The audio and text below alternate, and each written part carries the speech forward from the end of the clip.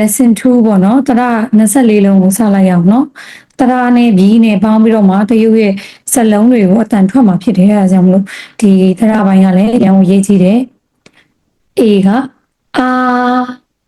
အာအာဇက်ကိုကြည့်ချင်းဟာပြီးတော့အာဒါကအောဇက်ကအိုလေးလိုမျိုးနော်ဝိုင်းဝိုင်းလေးပြောမယ်အောဒါကအဲဟာပါဇက်ဒီလိုပြန်ဖြစ်တော့အာအောအာအောရမယ်နော်အဲ့ဆိုနောက်ထပ်သုံးလုံးရီအိုင်ကရီယူကဝူယူပေါ်မှာဆက်ကလေးနဲ့ဆက်နေကယူ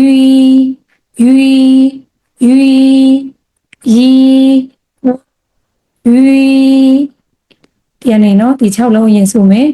အာအောရီဝူရမယ်နော်ဒီစီကလွယ်သေးရလားဟုတ်ပြီနောက်တစ်ကြI က I သူကဒီနှစ်ခုပေါ့နော်ပေါင်းရင်နဲ့ထွက်လာတယ်မှာအာရီနဲ့ပေါ့ I နော် I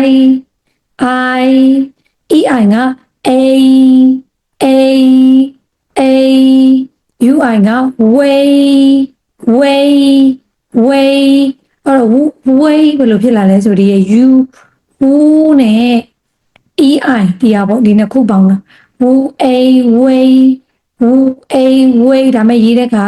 E ကလေးကိုဖြုံး UI ပဲရေးရမယ်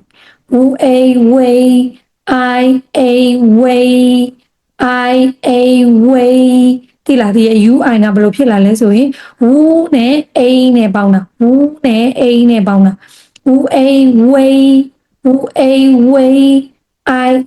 way အပြီးနောက်ထပ်သုံးလုံး AO က ow ပြအားပြီးတော့ပါဇက်ကို O လို့ပြင်လိုက် ow ဒါ OU က ow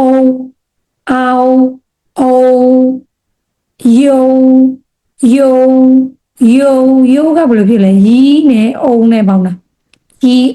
yo ဒီ O ကိုဖြုတ်ထား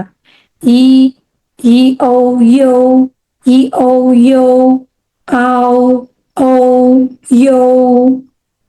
ဒါတော့ရှင်းပြတာပေါ့နော်သိအောင်လေနော်ဒီရုပ်ကဘယ်လိုဖြစ်လာတယ်လဲဆိုရင်ဒါတော့ကိုက IU မြင်တာနဲ့ရုပ်ဖတ်တတ်ရမယ်ဒါလည်းအဲ့လိုပဲ UI ကိုမြင်တာနဲ့ way ဖတ်တတ်ရမယ်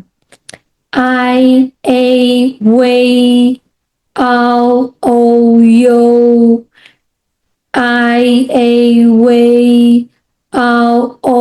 yo ဒီနေ့ဆိုကြအောင်ရီဝူယူ way yo ဟုတ်ပြီအဲ့ဒါဆက်မယ်နော်ဟုတ်ကရေဟုတ်ပြီရေကလည်းအဲ့လိုပဲရီးနဲ့အဲနဲ့ပေါ့ဒီအဲနဲ့ရေဒါကရွယ်ဘာလို့လဲဒီရွီလေရွီနဲ့အဲနဲ့ပေါင်းတော့ရွယ်ER က သူကလို့ထွက်ပြီးတော့ရှာလေးလိုက်ရမယ်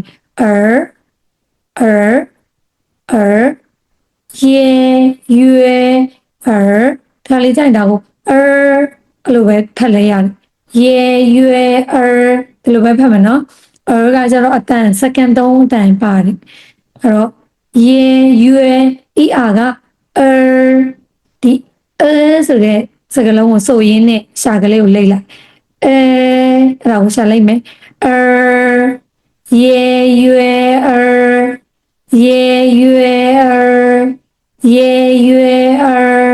ရမယ်နော်ရီဝူယူ way yo ရွယ်ရမယ်နော်ဒီကိုရှာလေးလိုက်မယ်ရွယ်